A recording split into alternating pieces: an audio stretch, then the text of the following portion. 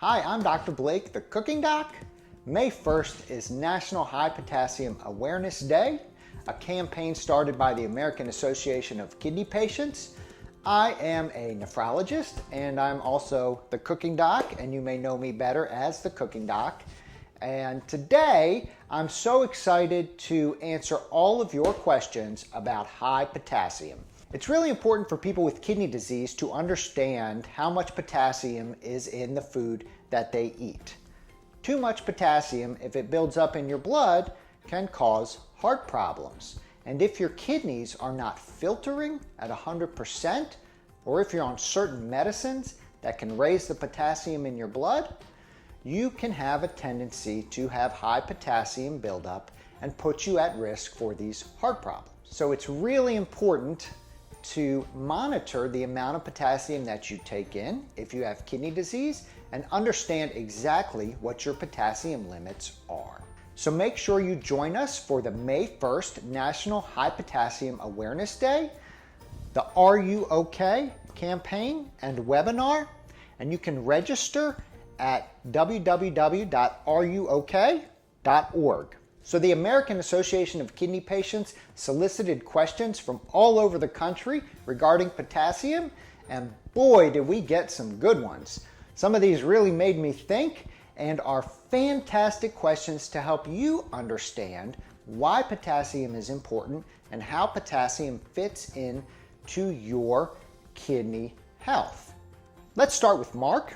Mark in North Carolina asks, I am newly diagnosed with kidney disease. What should I be doing as far as potassium for my health? Thanks, Mark, for that question. And Mark, know that you are not alone. There are 37 million people and climbing diagnosed with kidney disease in the United States.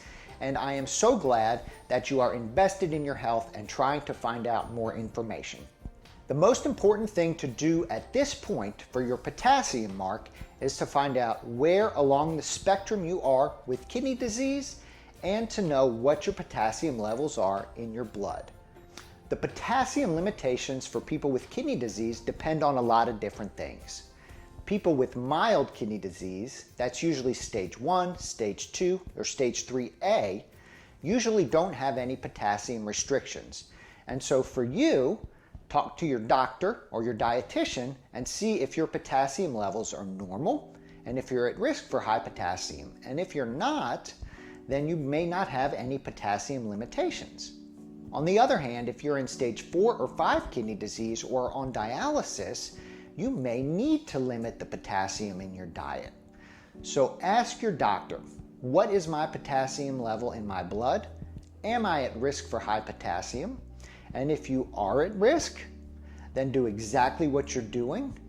Look at the AAKP's potassium fact sheet and resources at areyouok.org and keep trying to figure out what foods you may need to limit to manage that potassium in your diet. All right, our next question is from Cecilia in New York. Thank you so much, Cecilia. Cecilia in New York City asks, do I need to stop eating all foods, fruits and vegetables that contain potassium while I'm on dialysis? Great question, Cecilia. The answer to that is no, because really it's impossible to not eat anything that has potassium in it because almost all foods have some amount of potassium. So if you're on dialysis, you may need to limit some of the potassium in your diet. Not everybody does, but a lot of people who are on dialysis do need to limit that potassium. But there are ways to still enjoy some of your favorite foods. For example, as soon as people see high potassium foods and limits, they get rid of all the bananas, all the oranges, all the tomatoes.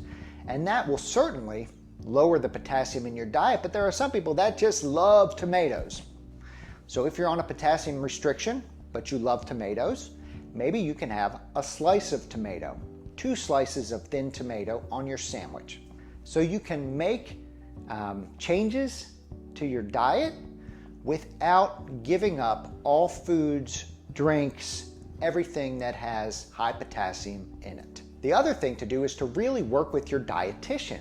Your dietitian, if you're on dialysis, can tell you your risk for high potassium and can tell you whether or not you need to be very strict with your potassium intake, or if you can have some of these things that have high potassium in them if you're careful with the rest of your diet. All right, our next question is from Joe in Florida. Joe asks, there's a lot of talk about fruits and veggies with high potassium, but what about drinks?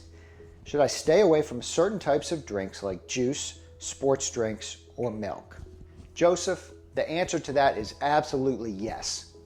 Some of those things actually have more potassium in them than the fruits and vegetables that you're told are high potassium to begin with. For example, V8 juice is concentrated tomato juice with all kinds of vegetables in there, and those are very high potassium and very high sodium drinks. It's so concentrated that 1 cup of V8 can give you a huge amount of potassium. The same goes with sports drinks and even with some milks.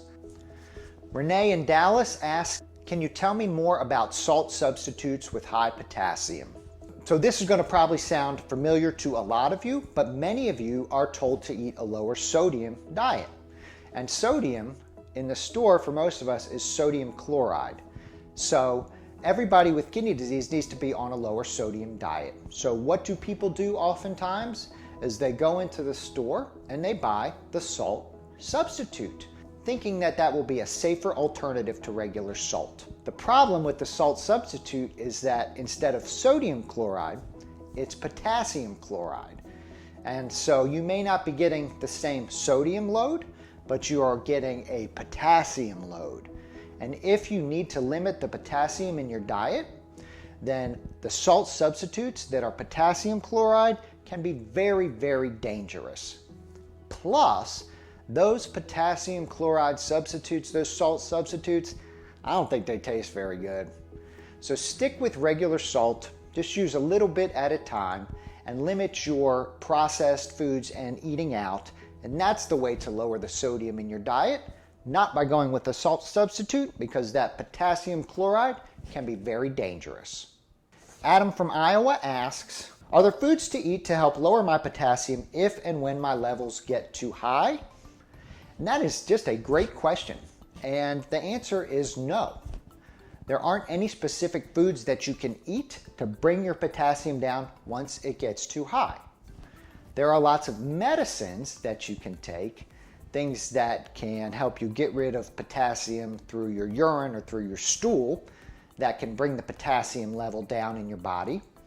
But once it gets too high from the foods you eat, there aren't foods that you can then take in that will bring that potassium level down to a safe level.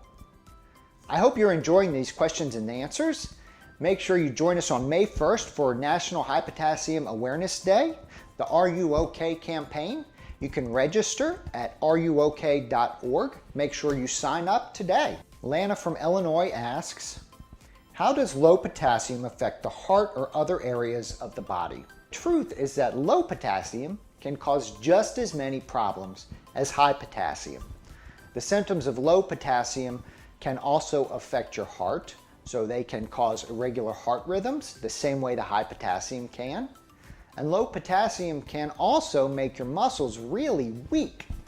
Potassium is involved in the way the nerves and the muscles move in the body, and if your level gets down to a very low and dangerous point, you can have trouble moving your muscles.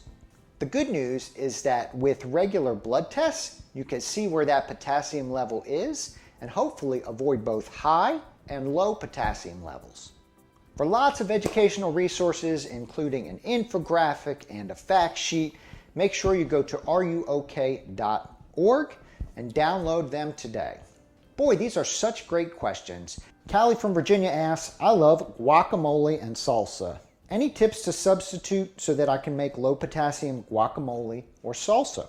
Let's start with that salsa. So salsa is typically tomato based. And one of the ways to make low potassium substitutes is to find an ingredient that is the same color, sometimes a little bit of the same texture, that you can use to replace it. So I often will do roasted red pepper salsa or red pepper salsa. We're using red peppers instead of tomatoes. Green peppers would work as well as a substitute for a green salsa. Fruit salsa, if you pick the right fruit, can substitute for your typical tomato salsa as well, as long as you pick a low potassium fruit. So pineapple is a great example of a low potassium fruit, and a pineapple salsa with pineapple, cilantro, red onion, some lime juice can be a great substitute. Now what about the guacamole? The guacamole I think is a little bit harder, but still doable. Just like the salsa, in guacamole we want to pick an ingredient that is the same color and can be the same texture as avocados. Avocados are very high potassium fruits. So one way to do it would be to substitute green peas for that avocado. 1 cup of peas has about 350 milligrams of potassium. 1 cup of avocado has more than 700 milligrams of potassium.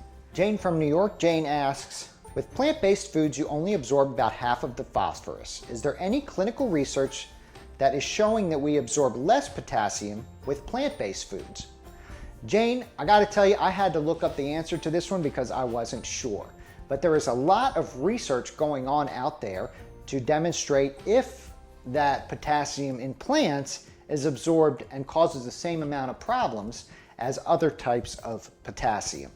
Because you mentioned phosphorus, and the phosphorus is so interesting because in phosphorus, we find that the phosphorus in plants are wrapped in these things called phytates. And so high phosphorus plants don't cause as much phosphorus absorption as things like phosphorus additives that are in like packages of crackers and cookies. That phosphorus is absorbed as 100%. So it's a great question about whether or not the same thing goes for potassium. And I think the jury is still out. So for now, we still have to be very careful with high potassium fruits and vegetables because you can get really concentrated levels. One thing that's interesting though is that high potassium fruits and vegetables often have a lot of fiber, which keeps your gut moving, which keeps potassium leaving your body through your stool. And so that may offset some of the high potassium in the foods you are still eating. The jury's still out, but great question, and I hope we know more soon. If you're interested in more educational resources, such as a potassium fact sheet, infographic, or pocket guide, make sure you head over to the National High Potassium Awareness Campaign website at ruok.org. Michelle from DC asks, I'd love to learn more about reading a food label and being able to tell if it's okay for a kidney transplant patient's diet. Thanks so much, Michelle, for that question. The thing about having a kidney transplant and being on a specific diet is it really depends on the level of your kidney disease. So people who have a kidney transplant can have stage 1 kidney disease, where their kidney transplant works normally, or they can have stage 5 kidney disease. So depending where you are on that spectrum will determine whether or not a specific food is appropriate for your level of kidney disease. Now it is key though to be able to learn to read a food label. And the good news is that the government has made it much easier for us to read food labels over the last year. The things that are important for people with kidney disease are to understand serving size. So I've got a little food label here, and you can see that it tells you in bold how much is in that serving size. So for this, a serving size is 9 crackers. And then you want to look at sodium. So if you're picking a snack, if you can find something that's less than 200 milligrams of sodium, that will be counted as low sodium. Again, you have to stay in that serving size though. If you have kidney disease, you may also have to look at the protein in a food. And a lot of foods, almost all foods, have some protein in them, even these crackers.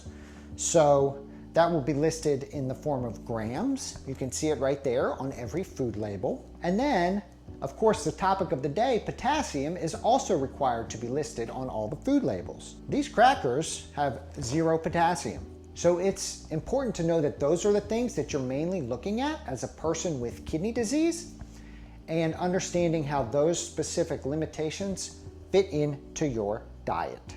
The one thing that's not listed on the food label that people with kidney disease often have to follow is the phosphorus. And so the key to looking at phosphorus in a food label is to read the fine print. And in the ingredients, look for anything that has the letters PHOS. So in these crackers, no phosphorus listed on the food label, but there is monocalcium phosphate listed in the ingredients, meaning that there is some inorganic phosphorus that is likely to be highly absorbable in these crackers. Sandy from Missouri asks, what is leaching potatoes and can you show me how to do it? And yes, Sandy, I can. Leaching potatoes is a process by which we take a potato, everybody's favorite food, or a lot of people's favorite food, and leach out the potassium, meaning we'll take the potato, which is full of potassium, and we'll get rid of a lot of the potassium that is inside that potato so you can eat it and not worry about having a really high potassium food. The keys to leaching potatoes are first to cut them up into cubes or slices.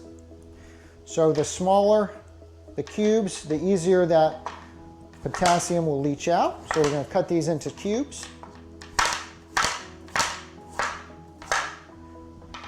And then we're going to put them in boiling water and let them boil for about 10 minutes.